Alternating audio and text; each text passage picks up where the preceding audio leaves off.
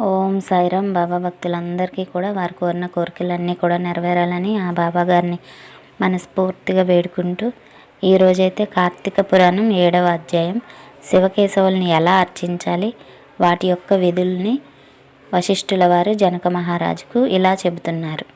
వశిష్ఠుల వారు జనకునకు ఇంకను ఇలా బోధించిరి. రాజా, కార్తీక మాసం గురించి, దాని మహత్యం గురించి ఎంత వినినను తనివి తీరదు. ఈ మాసములో శ్రీ మహావిష్ణువును సహస్ర కమలములతో పూజించిన వారి ఇంట లక్ష్మీదేవి స్థిరముగా ఉండును. తులసి దళములతో కానీ బిల్వపత్రములతో కానీ సహస్రనామ పూజ చేసిన వారికి జన్మరాహిత్యము కలుగును. కార్తీక మాసమందు ఉసిరి చెట్టు క్రింద సాలగ్రామము ఉంచి భక్తితో పూజించిన ఎడల వారికి కలుగు మోక్షము ఇంతింత కాదు. అటులనే బ్రాహ్మణులకు కూడా ఉసిరి చెట్టు క్రింద భోజనము పెట్టి తాను తినిన సర్వ పాపములు పోవును. ఈ విధముగా కార్తీక స్నానములు దీపారాధనలు చేయలేని వారు ఉదయము సాయంకాలం ఏ గుడికెళ్ళినను భక్తితో సాష్టాంగ నమస్కారములైనా చేసిన వారి పాపములు నశించును. సంపత్తి కలవారు శివకేశవుల ఆలయంలోకి వెళ్ళి భక్తితో దేవతార్చన, హోమాదులు, దాన ధర్మములు చేసినచో అశ్వమేధము చేసినంత ఫలము దక్కుటే కాక వారి పితృదేవతలకు కూడా వైకుంఠ ప్రాప్తి కలుగును. శివాలయంలో కానీ విష్ణువాలయం ఆలయంలో కానీ జెండా ప్రతిష్ఠించినచో యమకింకరులు దగ్గరకు రాలేరు సరికదా. పెనుగాలికి ధూళి రాసులు ఎగిరిపోయినట్టు కోటి పాపములైనను పటాపంచలైపోవును. ఈ కార్తీక మాసంలో తులసి కోట వద్ద ఆవు పేడతో అలికి వరిపిండితో శంకు చక్ర ఆకారములు ముగ్గులు పెట్టి నువ్వులు ధాన్యము పోసి వానిపై ప్రమిద ఉంచి నిండా నువ్వుల నూనె పోసి ఒత్తిని వెలిగించవలెను. ఈ దీపము రాత్రింపవళ్ళు ఆరకుండా ఉండవలెను. దీనినే నందా దీపం అందరు. ఈ విధముగా చేసి నైవేద్యము పెట్టి కార్తీక పురాణము చదువుచుండిన ఎడల హరిహరులు సంతసించి కైవల్యము వసంగెదరు. అటులనే కార్తీక మాసంలో ఈశ్వరుణ్ణి జిల్లేడు పూలతో అర్చించిన ఆయుర్వృద్ధి కలుగును. సాలగ్రామమునకు ప్రతినిత్యము గంధము పట్టించి తులసీదళములతో పూజించవలెను. ఏ మనుజుడు ధనము బలము కలిగియు కార్తీక మాసమందు పూజాదులు చేయడో ఆ మానవుడు మరుజన్మలో సునకమై తిండి దొరకక ఇంటింటా తిరిగి కర్రలతో దెబ్బలు తింటూ నీచ స్థితిలో చనిపోవును. కావున కార్తీక మాసం నెల రోజులు పూజలు చేయలేని వారు ఒక్క సోమవారమైనను చేసి శివకేశవులను పూజించిన నెల రోజులు చేసిన ఫలము కలుగును. కనుక ఓ రాజా, నీవు కూడా ఈ వ్రతమాచరించి తరించమని చెప్పెను. నమశివాభ్యం నవయవ్వనాభ్యం పరస్పరాశ్లిష్ట వపుర్ధరాభ్యం నాగేంద్రకన్యా వృషకేతనాభ్యం నమోన్నమః శంకర పార్వతీభ్యం. ఇంకా కార్తీక పురాణం 8వ అధ్యాయం కూడా చెప్పుకుందాం. శ్రీహరి నామస్మరణ ధన్యోపాయం. వశిష్ఠుడు చెప్పినదంతా విని మహానుభావ, తమరు చెప్పిన ధర్మములన్నింటినీ శ్రద్ధగా వింటిని.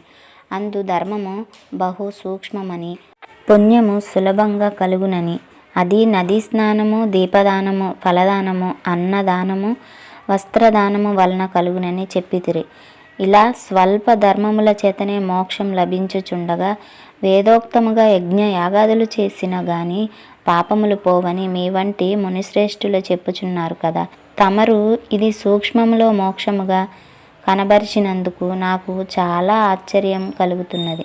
దుర్మార్గులు కొందరు సదాచారములను పాటించక వర్ణ సంకురులై రౌరవాది నరక హేతులగు మహాపాపములు చేయువారు ఇంత తేలికగా మోక్షం పొందుట వజ్రపు కొండను గోటితో పెకిలించుట వంటిది.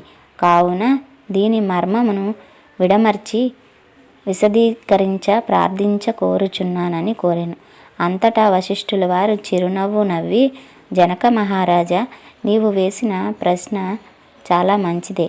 నేను వేదాంగములను కూడా పఠించి తిని వానిలోని సూక్ష్మ మార్గాలున్నాయి. అవి ఏమనగా సాత్విక, రాజస, తామసములు. అవి 3 ధర్మములు. సాత్వికమనగా సమస్త పాపములను నాశనమనర్చి పవిత్రులను చేసి దేవలోక భూలోక సుఖములు కూర్చును. ఉదాహరణముగా తామ్రపర్ణి నది తీరమున సముద్రంలో కలిసే తావునందు స్వాతి కార్తెలు ముత్యపు చిప్పలో వర్షపు బిందువు పడి దగదగా మెరుగును. ముత్యముగా మారును. సాత్విక ధర్మం అనగా గంగా, యమున, గోదావరి, కృష్ణ నదులు, పుష్కరాలు మొదలగు పుణ్యకాలముల యందు దేవాలయములందు వేదములు పఠించి సదాచారుడై కుటుంబీకుడై బ్రాహ్మణునకు ఎంతో స్వల్ప దానము చేసినను, లేక ఆ నదీ తీరమందున్న దేవాలయంలో జపతపాదులు చేసినను విశేష ఫలము కలుగును. రాజస ధర్మం అనగా ఫలాపేక్ష కలిగి శాస్త్రోక్తులను విడిచి చేసిన ధర్మం. ఆ ధర్మము పునర్జన్మ హేతువై కష్ట సుఖాలు కలిగించున్నది. తామస ధర్మం అనగా శాస్త్రోక్తములను విడిచి దేశకాల పాత్రలు సమకూడని సమయమున డాంబిక చరణార్థం చేయు ధర్మము. ఆ ధర్మము ఫలమునివ్వదు. దేశకాల పాత్రలు సమకూడినప్పుడు తెలిసి కానీ తెలియ కానీ ఏ స్వల్ప ధర్మము చేసినను గొప్ప ఫలం ఇచ్చును. అనగా పెద్ద కట్టెల గుట్ట చిన్న అగ్నిగణంతో భస్మమగును కదా. శ్రీమన్నారాయణ నామము తెలిసి కానీ తెలియక కానీ ఉచ్చరించిన వారి సకల పాపములు పోయి ముక్తిని పొందుతారు. దానికొక ఇతిహాసము ఉన్నది. పూర్వకాలమున కన్యాకుబ్జము నగరంన 4 వేదములు చదివిన ఒక విప్రుడు కలడు. అతని పేరు సత్యవ్రతుడు. అతనికి సకల సద్గుణ రాశి అయిన హేమవతి భార్య ఉన్నది. ఆ దంపతులిద్దరూ ప్రేమ కలిగి అపూర్వ దంపతులని పేరు పొందిరి. వారికి చాలా కాలం నాకు ఒక కుమారుడు జన్మించెను. వారు ఆ బాలుడిని అతి గారాబంగా పెంచుచు అజామిళుడని నామకరణం చేశారు. ఆ బాలుడు దినదిన ప్రవర్తమానమగుచు అతి గారాబం వలన పెద్దలను కూడా నిర్లక్ష్యంగా చూచుచు దుష్ట సావాసాలు చేస్తూ విద్యనభ్యసించక బ్రాహ్మణ ధర్మములు పాటించక సంచరించుచూ ఉండేను. ఈ విధంగా కొంతకాలము యవ్వనము రాగా కామందుడే మంచి చెడ్డలు మరచి యజ్ఞోపవీతం తెంచి మద్యం సేవించుచు ఒక ఎరుకల జాతి స్త్రీని వలచి నిరంతరము ఆమెతోనే కామక్రీడల్లో తేలి ఆడుచు ఇంటికి రాకుండా తల్లిదండ్రులను మరచి ఆమె ఇంటిని భుజించుచూ ఉండెను. అతి గారాభము ఎంత పరిణమించిందో వింటివా రాజా. తమ బిడ్డలపై ఎంత అనురాగమున్నను పైకి తెలియపరచక చిన్ననాటి నుండి అదుపు ఆజ్ఞలలో ఉంచకపోయిన ఎడల ఏ విధంగా జరుగును. కావున అజామిళుడు కులభ్రష్టుడు కాగా వాని బంధువులు అతన్ని విడిచిపెట్టిరి. అందుకు అజామిళుడు రెచ్చిపోయి వేట వలన పక్షులను జంతువులను చంపుతూ కిరాత వృత్తిలో జీవించుచూ ఉండెను. ఒకనాడు ఇద్దరు ప్రేమికులు అడవిలో వేటాడుతూ ఫలములు కోయగా ఆ స్త్రీ తేనె పట్టుకై చెట్టెక్కి తేనె పట్టు తీయబోగా కొమ్మ విరిగి కింద పడి చనిపోయెను. అజామిళుడు ఆ స్త్రీపై పడి కొంతసేపు ఏడ్చి తర్వాత ఆ అడవి అందే ఆమెను దహనం చేసి ఇంటికి వచ్చాను. ఆ ఎరుకుల దానికి అంతకు ముందే ఒక కుమార్తె ఉండెను. కొంతకాలం నాకు ఆ బాలికకు యుక్త వయస్సు రాగా కామాంధకారంచే కన్ను మిన్ను కానక అజామిళుడు ఆ బాలికను వివాహం చేసుకుని ఆమెతోనే ఉండెను. వారికి 2 కొడుకులు పుట్టిరి. 2 పొరిటిలోనే చనిపోయెను. మరల ఆమె గర్భము ధరించి ఒక కుమారుణ్ణి కనెను. వారిద్దరూ ఆ బాలునికి నారాయణ అని పేరు పెట్టి పిలుచుచు ఒక్క క్షణమైన విడువక ఎక్కడికి వెళ్ళినా వెంట పెట్టుకుని తీసుకుని వెళ్ళుచు నారాయణ నారాయణ అని ప్రేమతో పిలుచుచుండేవారు. కానీ నారాయణాన్ని స్మరించిన ఎడల తన పాపములు నశించి మోక్షం పొందవచ్చని మాత్రం అతనికి తెలియకుండెను.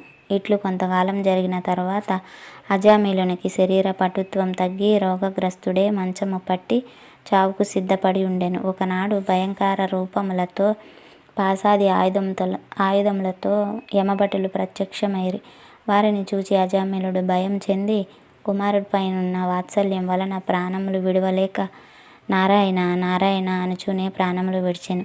అజామిళుని నోట వెంట నారాయణ అను శబ్దము వినబడగానే యమభటులు గడగడ వనకసాగిరి. అదే వేళకు దివ్య మంగళకారులు శంఖ చక్ర గదాధారులగు శ్రీమన్నారాయణ దూతలు విమానంలో అచ్చటికి వచ్చి, ఓ యమభటులారా, వీడు మావాడు, మేము వీనిని వైకుంఠంనకు తీసుకొని పోవుటకు వచ్చితిమని చెప్పి అజామిళుణ్ణి విమానమెక్కించి తీసుకొని పోవుచుండగా యమదూతలు, అయ్యా మీరెవ్వరు?